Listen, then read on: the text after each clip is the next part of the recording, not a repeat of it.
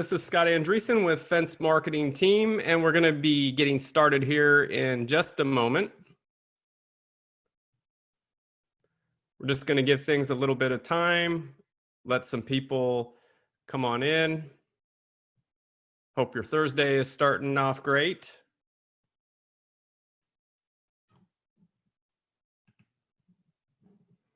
All right. So I think that we can go ahead here and get started. And what's up, Jesse? What's up, Jyland? We've got a couple people joining from phone. And so I'm just trying to prepare Facebook Live to go out as well. We're going to get started here in just a moment. I might be having some streaming issue here on Facebook. So if that's the case, then we'll just move forward without Facebook. Yeah.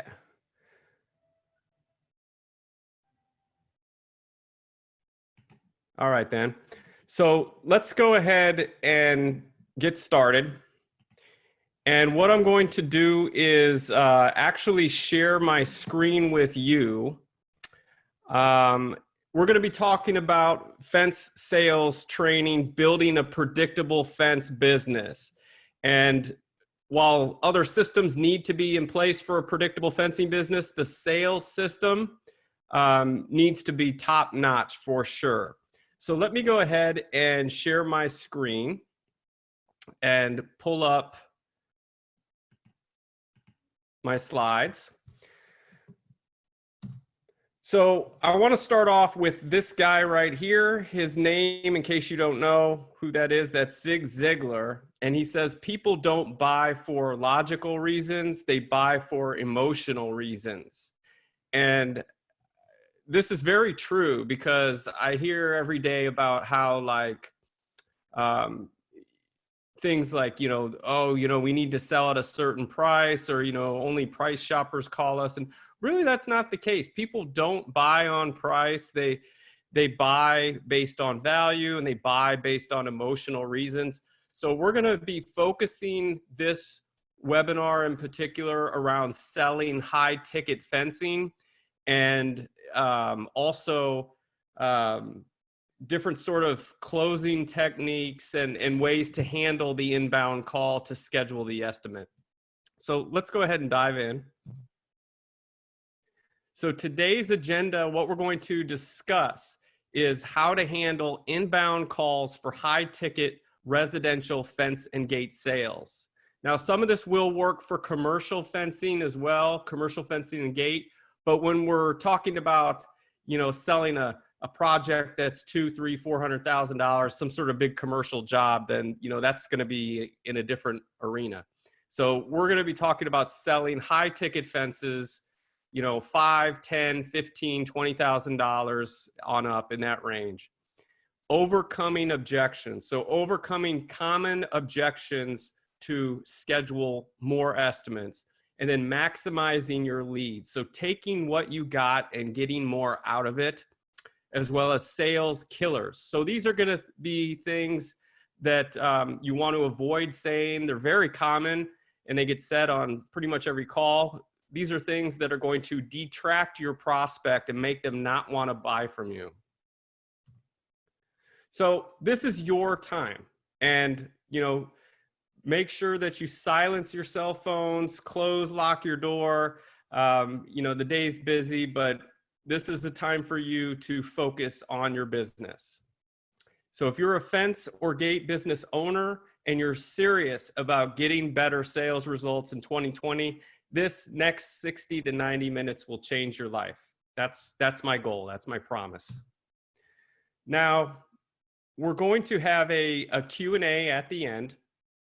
And to ask a question, you'll see a little chat button. You might need to click more, and then it will let you chat, and you can just type in the question there, and then I'll get to it at the end. So who am I, and why should you listen to me?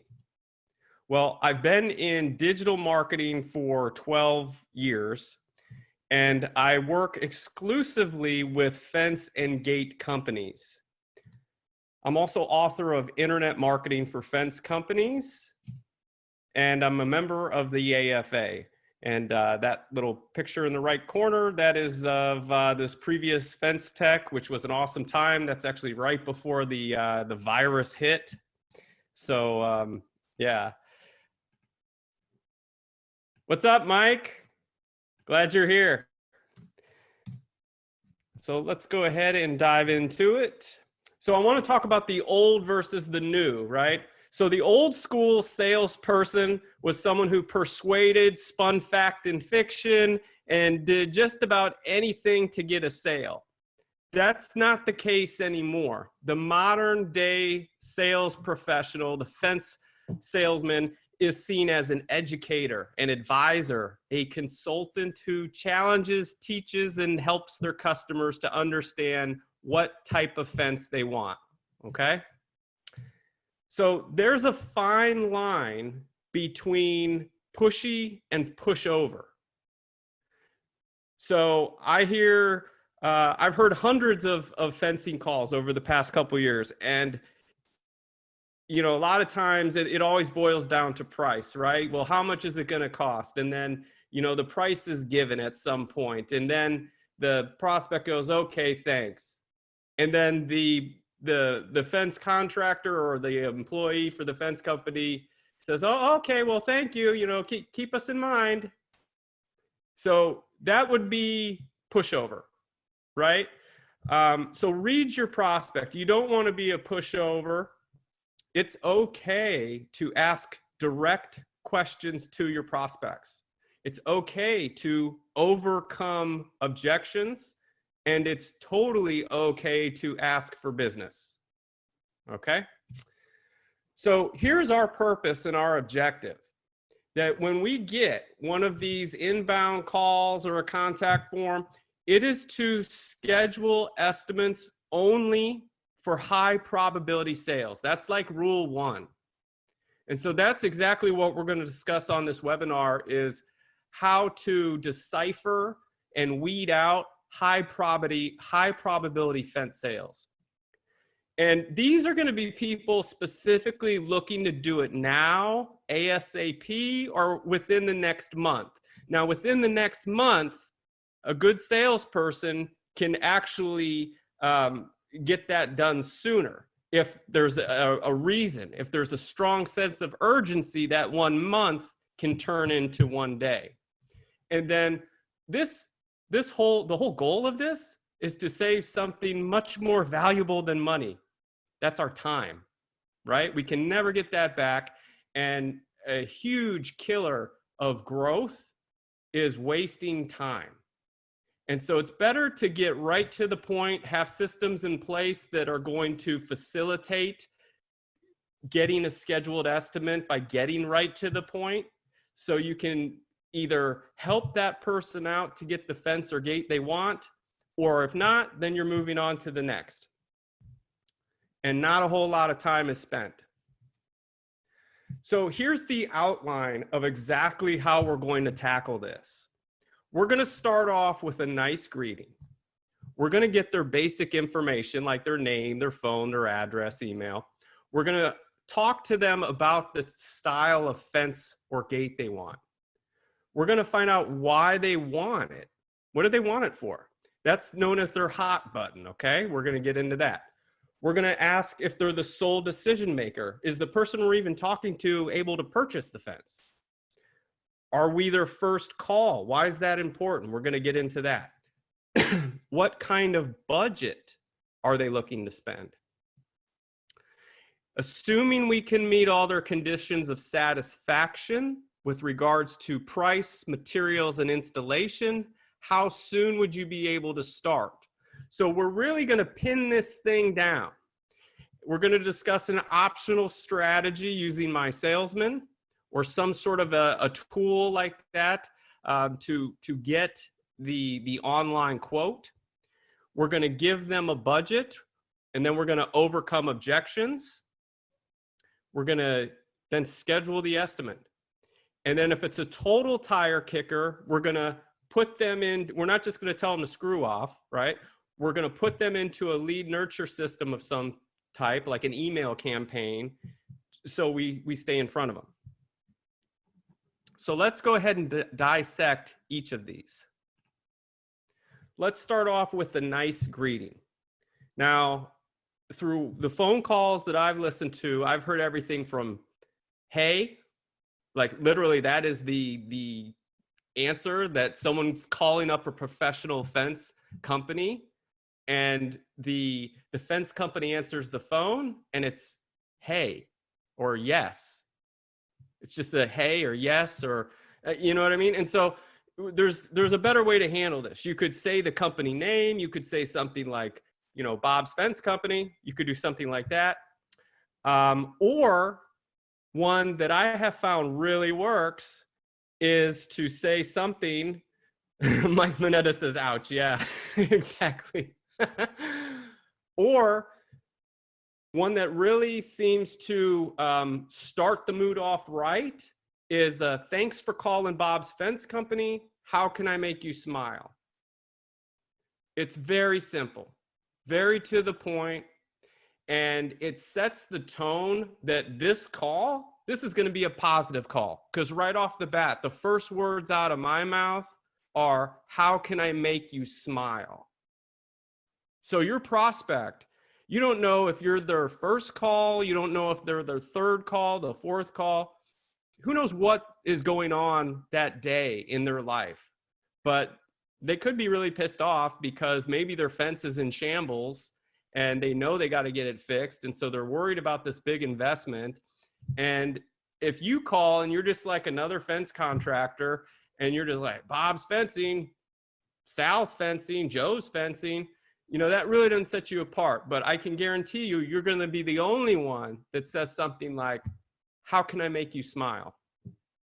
So same thing, even if you miss the phone call, if you missed the call, then you would call back and say, hey, you know, I apologize, I missed your call. This is Bob's Fence Company. So how can I make you smile?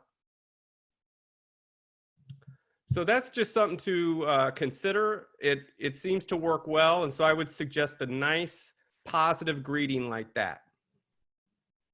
So then the prospect says, yeah, you know, I want to get a new vinyl fence for my yard. What do you charge?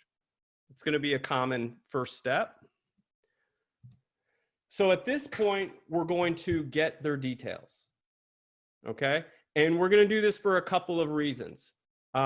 Even whether or not you're starting out, or if you've been in the fence business for decades, that personal information is money. It's future money. You can either put it into a lead nurture funnel, start sending them direct mail, start sending them emails. So you definitely want to get that. So we get it right off the bat. Sure, well, I'd love to help you out with that.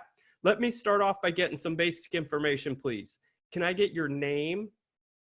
Okay, it's Susie, super. And your address? Okay, blah, blah, blah. And your email, please. Super. Now, what's the best number to reach you at in case we get disconnected? All right, and now you have the information.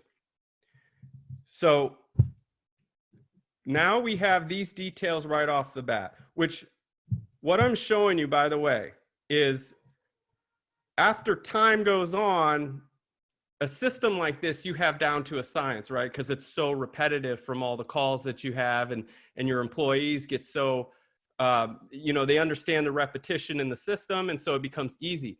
Starting out, you will want to have an outline of this or a script, like I'm showing you, written down in, you know, on you, whether or not, you know, if you're out in the field digging holes, have it in your pocket, whatever you got to do, that when that phone rings or if it goes to voicemail, you call back, but you got your script. And this way you have that consistent outline that for every call, it goes bam, bam, bam, bam, bam, in this sequence, in this order. And it makes it really simple rather than winging it. And every call is a little different. You really can't build a predictable business if you're answering every sales call differently. Hopefully that makes sense. Now, you got their personal information. Let's talk about what they want. here's where we're not gonna, we want to switch the mindset from salesman. We want to get rid of that and be more like an advisor, a consultant, or a doctor. Okay, think diagnosis at this point. Don't think sale. Don't think I'm looking for a yes. Think diagnosis. So, are we able to help this person? What kind of fence are you interested in? Now, you mentioned vinyl. What color? And Susie says, white, or, maybe she'll say beige or something like this. White. Okay. And how tall do you want it? What height? And she might not be familiar with the different heights. So you have to tell her that, 6 feet, 7 feet, 8 feet, whatever. So now you got the height. How many gates? Right? Because she may not know that. She might be thinking a fence. She doesn't even, she doesn't know. So you got to ask her, well, how many walk gates? Those are, when you go up to the fence, there's going to be a little gate you can go through. How many of those would you like? She says 2. Okay. And as far as the measurements and things like that, maybe she has the measurements, maybe she doesn't. Right? She might not have that property survey, or maybe she doesn't know. We're going to get to that in a moment. But right now we're collecting data. Can we help this person or not? So we're going to say at this point, we can help her. We can supply this kind of fence that she wants. Now we're going to find their hot button. Okay? So why do you want it? It's that simple. Susie's calling up. She wants a white vinyl fence. She's telling you she wants it 6 feet tall, 2 gates. That's awesome. So why do you want it? This is critical information because it lets us know a little more how serious they are of a buyer. We can get some information. And if it turns out they're not serious at all, well, then the call's pretty much over. We don't need to waste any more of our valuable time. But she might say, I'm closing on a house. So if they're getting a new home, that's a pretty serious lead. They want it to be nice for their new house. Or maybe their other fence is falling apart. It's an old wood fence and it's rotted. Or she says, we're selling. Or our neighbors are always staring at us and it's creepy, right? So we're gauging why it's important for them to have this fence, and we're going to keep a mental note of that, or we're going to write it down on our pad. That's why Susie's buying this, is because we'll say she's selling her house. Okay? Then we want to find out, so what is their role in the decision-making process? Is Susie the sole decision maker? Does she make that with her husband? How's that work? So we need to ask, are you the sole decision maker when it comes to the fence? And if Susie says, yep, I am, then we'll move on to the next step.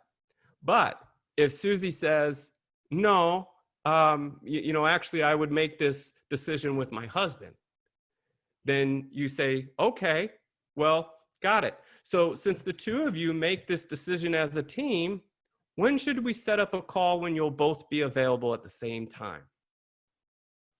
The reason I say you do this is because it's much more solid instead of you going back and forth. That if you go through this whole process and you sell Susie, what she can do is simply come back and say, yeah, well, I talked to my husband and he says, no, he really doesn't want you to come out. He's not interested right now. And you don't even know why. It's completely out of your control at this point. You don't know the guy. You don't know what his objections were, so you can't even overcome them. So a better situation in this case, the ideal situation, is schedule a follow-up call later on that day when they're both available, and now go back through it. And it's oh, well, hey, Jimmy, yeah, I was just talking with your wife, Susie, and she's telling me that, you're looking for a vinyl fence 6 foot because you're selling your house. That's exciting. And then, get into the call. But now you got them both there. And so it's going to be a very solid decision as you move forward. All right. So let's keep going. Now, we're going to assume Susie's the sole decision maker. We're moving forward. We want to see where she's at in this process, okay? Because this is valuable. Are we your first call, or have you already gotten another quote? Because if she's already gotten another quote or two quotes, then that's good to know, because now we know, oh, she's really serious. She's calling around. She's not a tire kicker if she's calling 2 or 3 companies for a quote. All right. So we're going to say that she says, you're my first call. It's not bad. That's great. First call. Awesome. How exciting. Now, if she says to you, I have gotten another quote, you can do something like this. Okay, super. So we can save time then. Would you mind sharing that with me so we can compare apples with apples? And have her read it off to you of exactly, you know, the materials and everything as it's written out. Maybe even shoot you a text, you know, people are pretty handy with cell phones now, right? So she could just shoot a quick picture of it, text it to you, and now you got apples and apples. This is good information to know in advance when you give your quote, because if you're going to be a lot higher, then, you know, you really need to sell the value. You're not expected to price match. You're not expected to do that. You sell based on value. Your price is your price. So we're gonna get this information in advance just to know where she's at in the buying process, how serious she is. Okay, so let's keep going. So we're gonna go with, she says, you're my first call. And then we're gonna get a little more information. So what kind of budget were you thinking you'd be comfortable investing in a fence? And a lot of times the knee-jerk reaction you're going to get for this is, I have no idea. That's why I'm calling you. Okay. And so people know that full fences, you know, a fence installation for a yard, it's not cheap. It's going to be an investment. But we want them to explicitly tell us that they know it's going to be investment. We're going to do this before we give them a high ticket price, to kind of mentally prepare themselves psychologically to, you know, release control or whatever, that they know that, yeah, you know, I'm expecting to spend quite a bit on this. So she's going to say, I don't know. You can say, okay, no problem. Well, if you had to guess. That question right there, well, if you had to guess, that's a very strong question, because if the person truly does have a notion of how much they're looking to invest in a fence, that follow-up question, likely it's going to be tough for them to dodge it. They won't be thinking that far ahead. And so it's really going to help. And so what kind of budget were you thinking you'd be comfortable investing in a fence? Prospect Susie says, I don't know. Okay, no problem. Well, if you had to guess. Well, why are you asking me that, right? She might say, well, why are you asking me that? I'm calling you for a price. Why are you asking me that? Well, look, the only reason I say that is because when it comes to vinyl fences, there's a lot of different styles and options and materials to choose from. And, you know, there's gates, and we can, you know, make a fence, you know, that's $20,000, $30,000 if there's no budget. You know, it all depends on what you want to do. So I'm just trying to gauge, you know, what you're thinking in terms of how much you'd like to invest in a fence. That's all. And then she might come clean at this point. She might come clean. And she might say, well, you know, I was figuring it would be about, you know, $5,000 or $6,000. I talked to my neighbor, and, you know, that's about what they spent. Okay, so now you know you're playing ball with someone real, that they know it's going to be an investment. Okay, so let's go on to the next step. And so we've gotten her to, at this point, we've given her no information whatsoever, but we've collected so much information at this point. And this phone call right now, we will say that we've been on the phone with them probably a good 6-7 minutes by this point. Okay. So Now we know that she understands it's going to be an investment. She doesn't know our price yet, but she knows she's going to be spending a significant amount of money, and she seems okay with it because she's taken it upon herself to make the call. So now we're going to wrap it up in a bow and give it to her exactly how she wants it. Okay? We're going to do what's called like a psychological trial close. Okay? Assuming, and this is really where we're going to see how serious she is about the fence. And if you go through these steps, you will schedule more estimates if you take the calls in this way. Guaranteed. So assuming, Susie, we can meet all your conditions of satisfaction with regards to price, material, and installation, how soon would you be able to start? And she might say as soon as possible. Or she might say, well, you haven't even given me a price yet. I don't know. I don't know what when I could start. And so what do you do then? You just repeat it. The reason why you repeat it is because we're focusing on the positive, and the positive is, how do we get to yes? That's it. How do we get to yes? We're not going to worry about price. We're not going to worry about material, anything like that. What we're doing is we're the great facilitators of the fence industry. How do we get to yes? So we're going to wrap it up in a bow again. Susie, assuming we can meet all your conditions of satisfaction with regards to price, materials, and installation, how soon would you be able to start? And it's very hard for someone to get out of this question and dodge it and squirm away. So we're going to get a true answer here. And it's going to be, right away, as soon as possible, maybe within a week or two. We're going to get some information. Now, if they say something, and we could, again, if she follows up and she's playing a little hardball, and now you've done this twice, and she's saying, well, look, I'm just not sure. We can use our magic question. Well, if you had to guess. Always remember that one in your back pocket. If you had to guess. Well, I suppose in a week or so. All right, so now you got a good one. You got a live one. She knows it's an investment. She's prepared. She's ready to go within a week or so. So this is shaping up to be a really, really solid lead. This is going nice. And still, we have given her no information. She knows that we're going to wrap it up in a bow and do whatever we can to meet all her conditions of satisfaction with regards to price, materials, and installation. She just doesn't know what the heck it is yet. And that's fine, because we're in control. We are the ones asking the questions.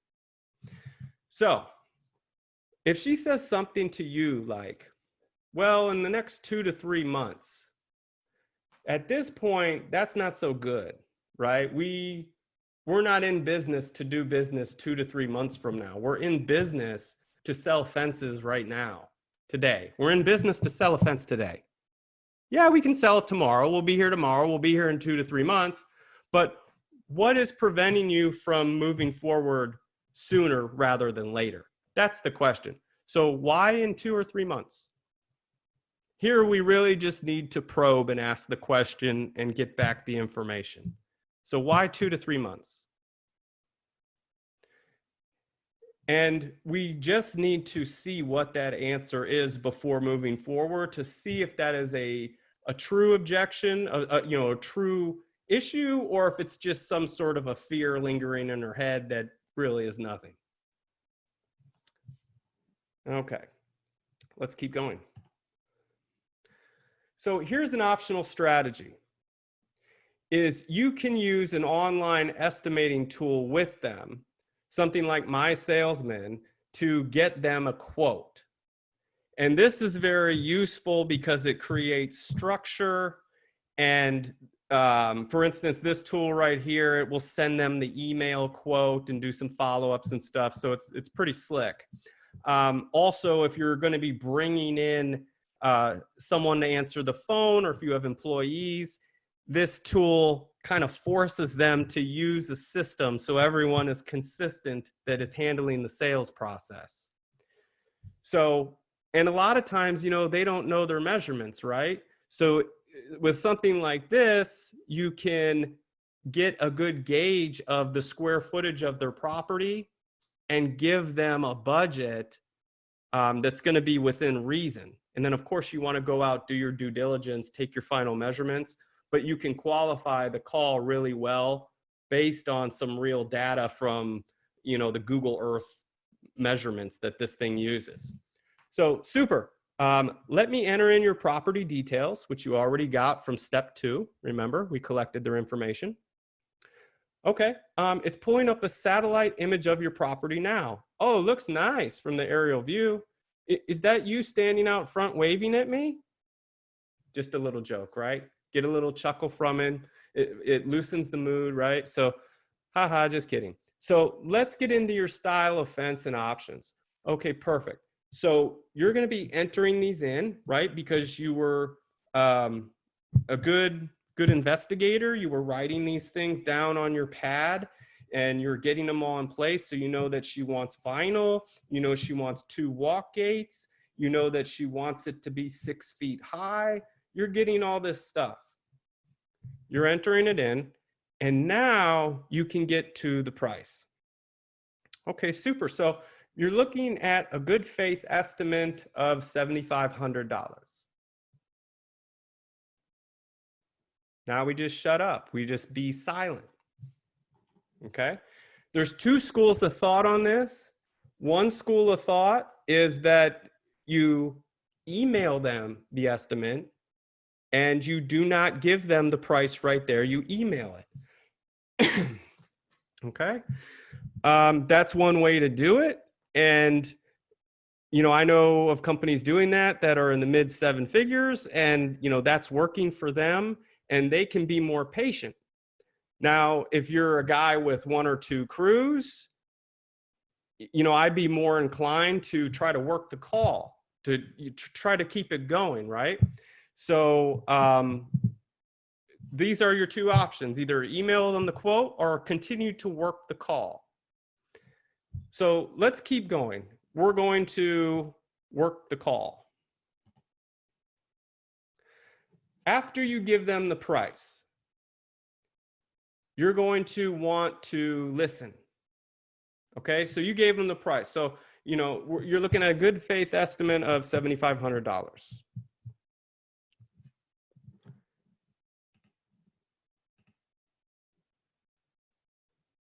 Mike says, I like giving it to them right away to gauge their reaction. Sold one like that yesterday. Awesome for you, Mike. Crushing it. Glad to hear that.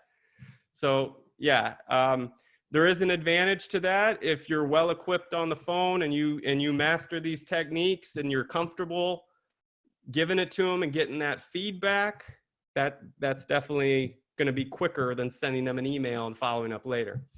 All right, so you're looking to hear something after you give the price of sounds reasonable, let's do it, what are the next steps, okay, great, that's about what I figured, something like that, right? At that point, you could say, you know, super. So let's go ahead and schedule the final estimate and walk through. I have some time later on this afternoon, or my estimator has time later on this afternoon or tomorrow. Which works better for you? Give them 2 options. Give them 2 options. You want to ideally get this thing done within the next 24 hours. You don't want to wait. Okay, so that's if all goes well.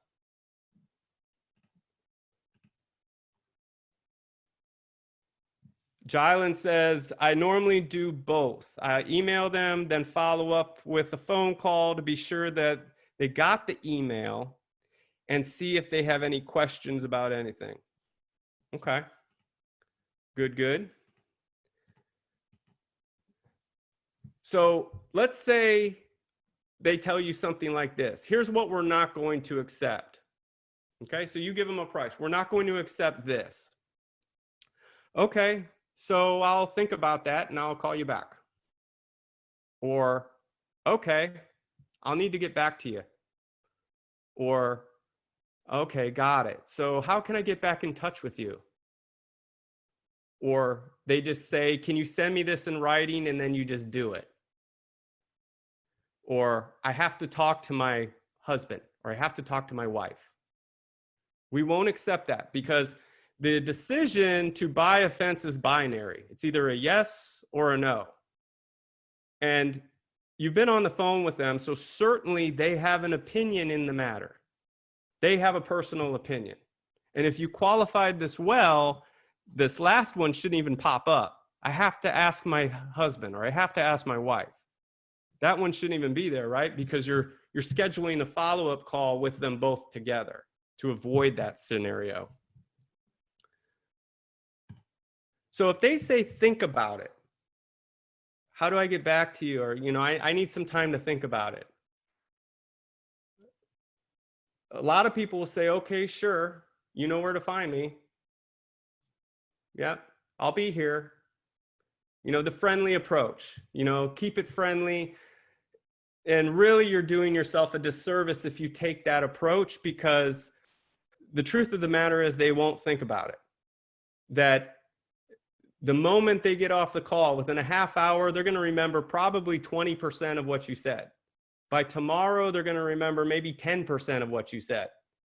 And within a day or two, they're not even going to remember your name or your company's name. So another approach is to simply handle this on the call. May I ask what it is exactly you need to think about?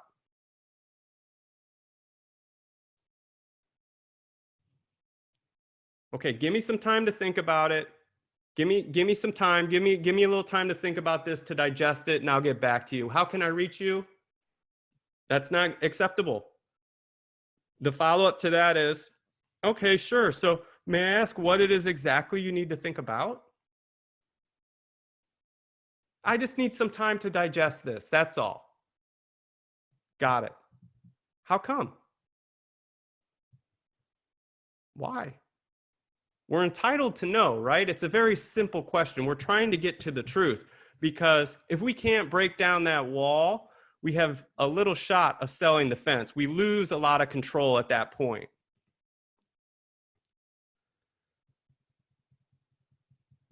So once we get the information, now we know where to go. We ask the question, and they may tell us something that's usually going to be something with money, right? It could be price. Maybe they can't afford it, which in this case, you could overcome something like that with, well, when you say you can't afford it, what can you afford? See what they can do, and work a payment plan, or offer them financing, something like that.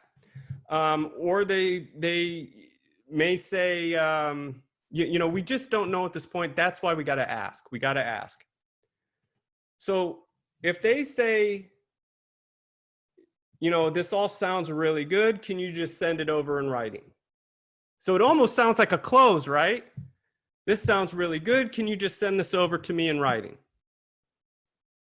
Okay, sure. Then you send it over, and then what happens, right? You email it, and you're chasing them week after week after week. You're calling them, you're leaving messages, and you never hear from them again, right?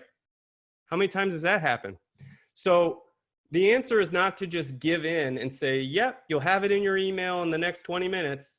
Talk soon, okay? Here's how you handle something like this. My suggestion is to say, as a matter of course, we back up everything in black and white. How do you feel about our solution? Have them tell you all the reasons why they want to do business with you. Well, I like it. I like the fence. I looked you guys up online. You have great reviews, or I checked out your website. You guys look pretty legit, or I've seen your work on Facebook or Google, and I can tell you guys do quality work. Super. So what's your hesitation in moving forward then? See how we can stay in the call? We can keep moving it forward. Whereas if we just gave in and said, you bet, I'll have that to your email in the next 20 minutes. Would we have gotten that sale tomorrow, or the next day, or next week? Who knows? Anything could happen. She might get hit by a car, right? God forbid. What I'm saying is the only thing you can count on is right now, is this moment. So use it. Use your time wisely.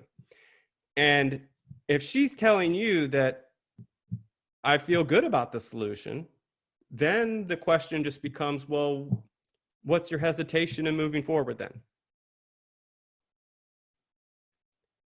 See what she says. Well, I just want a day before I, have you come out here and we finalize this. I just want a day to, really make sure this is something that I want, something that I want to move forward with. Here's where we use our hot button. Remember in the very beginning, we asked them, so why do you want the fence? And she told us, I want the fence because my creepy neighbors keep staring at me, right? Here's where we use that. She's already told us that, I like your solution. So, just give me a day to think about it.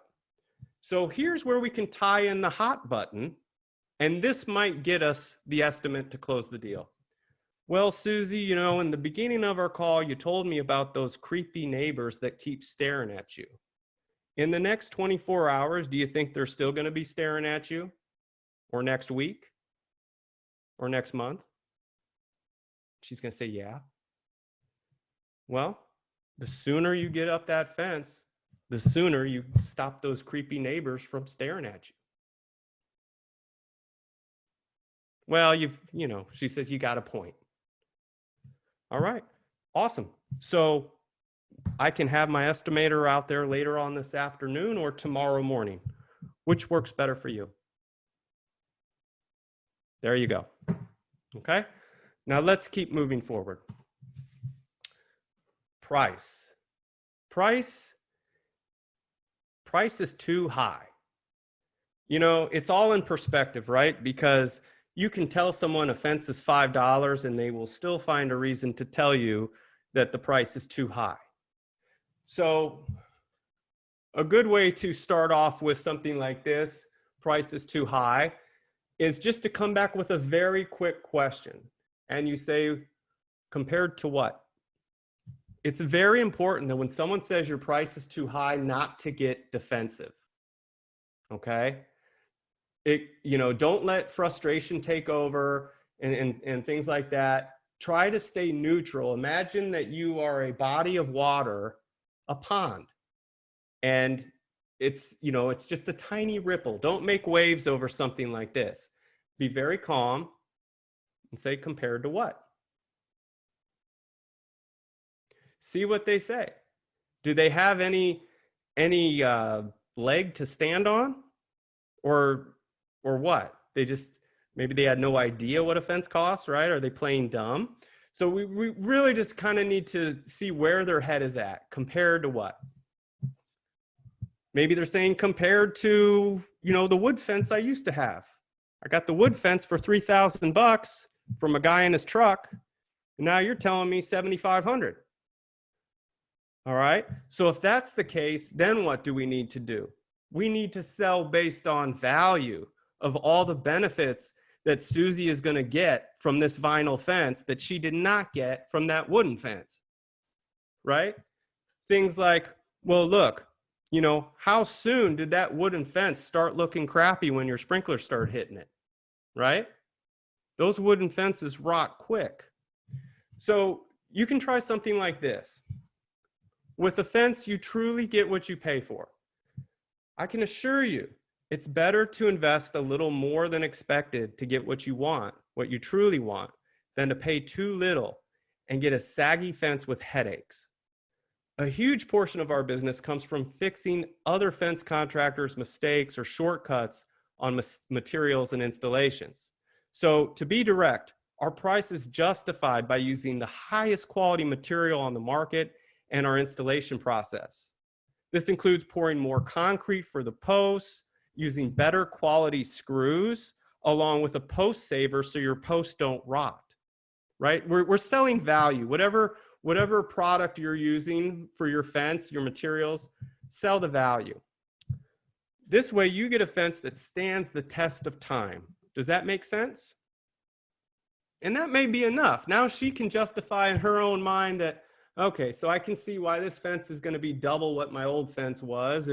They're using better quality screws. It's going to last a lot longer. They're building it to be more durable. It's a better quality material. I get it. And that may be enough. She says, yeah, okay, that makes sense. Then proceed right to the close, which in this case is going to be scheduling the estimate. Super. So I can have an estimator out to you later this afternoon or tomorrow morning. What works better for you? Don't come off of it. Just keep moving forward. Let's keep going. Let's do a price is too high again.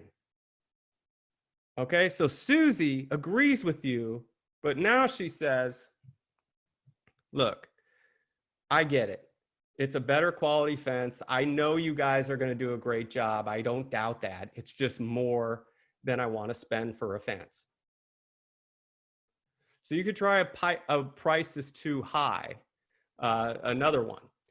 Well, I'd be inclined to agree with you, Susie. Our price, it is high, but good things aren't cheap and cheap things aren't good. So our company had to make a choice.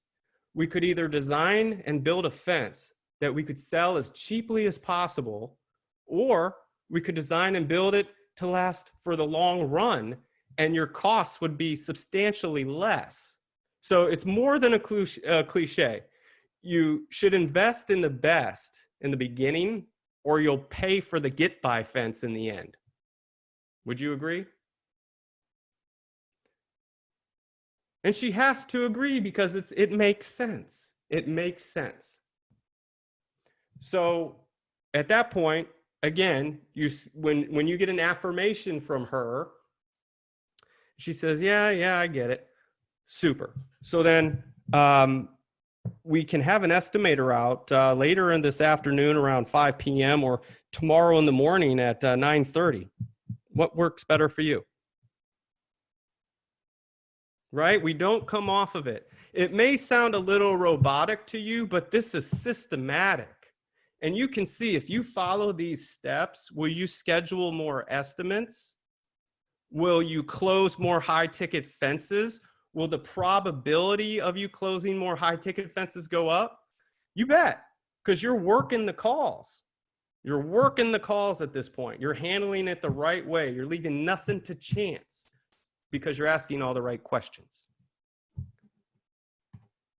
Now, real quick, we're just going to cover some sales killers, which this may seem like common sense, but I hear these a lot on calls, and so I'm just going to throw them out there. Bad-mouthing the competition, huge no-no. It doesn't make you look good or anyone good to bad-mouth their competitor. That's, grade school stuff. Instead of that, try something else. Like, so-and-so, your competitor, they offered it to me for, $1,000 less, $1,500 yet less. So how can I justify giving you $1,500 more for the same fence? All right. So if it's something like that, you need to know your product and your competitor's product, and you need to say with confidence that, I can totally understand where you're coming from, but let me explain, and you'll see that our price is justified. First off, we're providing you with an anti-rot package with a post saver sleeve on these. And so our posts are going to last 10 to 15 years, where he's not doing that, and they're going to rot out. They can rot out within a year or two. That's going to be a huge expense to you. Another thing that we're doing, so see what I'm saying? You need to know your competition, how they're installing these fences, know why you can offer a better service. And then instead of bad-mouthing the competitor, just say, yeah, I get that, but you know what? I can offer you a much better service and a better fence. Here's why. And lay it out. And your confidence in how you handle that will make or break a sale. So think about that. Another one, showing frustration when it comes to price. You know, they tell you it's too much and you take it personal and you're like, you know, how dare Susie say that about my prices? Man, what does she know that, right? So you don't want to be doing that. You need to keep a level head. You need to sell based on value, and that is it. That's it. You're not in the price match business. You are in the selling value business. Because when you sell value, what do? You're earning higher ticket prices and you're getting more profits. You're not racing to the bottom. So, and I think, Mike, you're on the webinar. I think I got that from you. It's not a race to the bottom. I think I got that one from you. So he chimed in. Let me see what he said.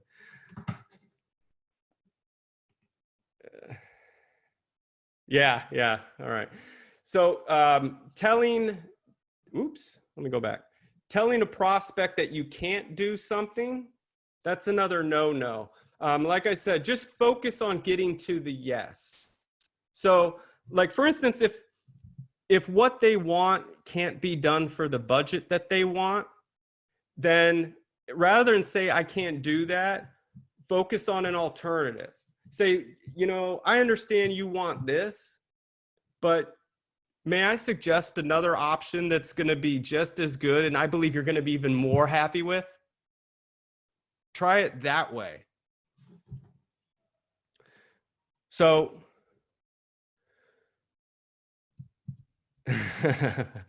Mike says, people act like you win the job by being the lowest. All right. Isn't that the truth? Instead, you know, put the focus on the positive with how do we get to yes? That's it. So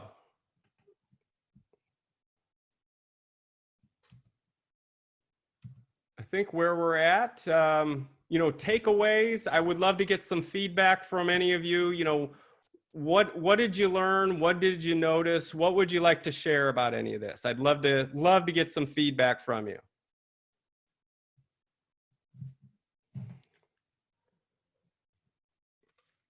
Anyone take away anything? Anyone learn anything?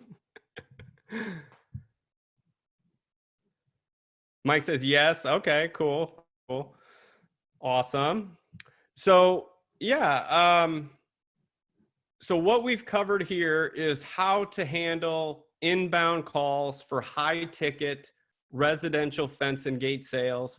As you can see, these techniques will also work for commercial jobs. But when you get into selling like the big commercial jobs, right, those are usually not done in this manner. But for residential, this works really great.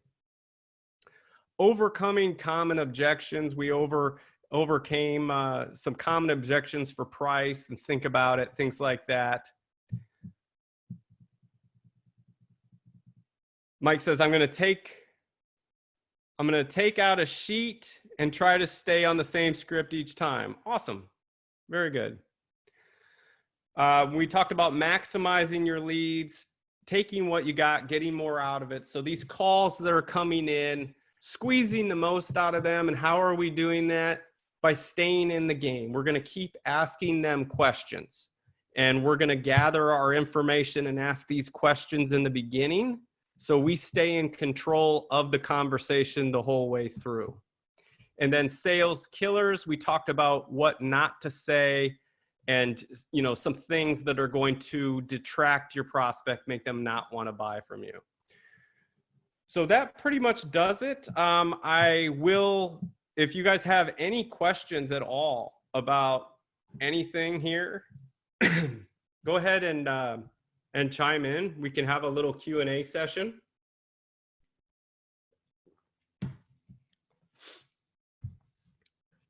Going once, going twice. Keith says, so we honestly believe we sell better in person, but that does tie up time. We believe in a lot of your techniques, but we can be profitable getting to a face-to-face right up front. Yeah. Yeah. Thanks, Keith. And that's true that I would agree with you that face-to-face is strong, but you got to drive to get there, right? And that takes time. So, you know, with qualifying these over the phone in this way, I'm not saying it's the only way, but for sure you can see that you can tighten these up really tight, these estimates, just by asking the right questions without having to drive out there. So it's really an issue with time, that if you can do it over the phone in under 10 minutes, why drive out there? I mean, you're still going to drive out there anyway, because you got to do your due diligence and make sure the final measurements are right. And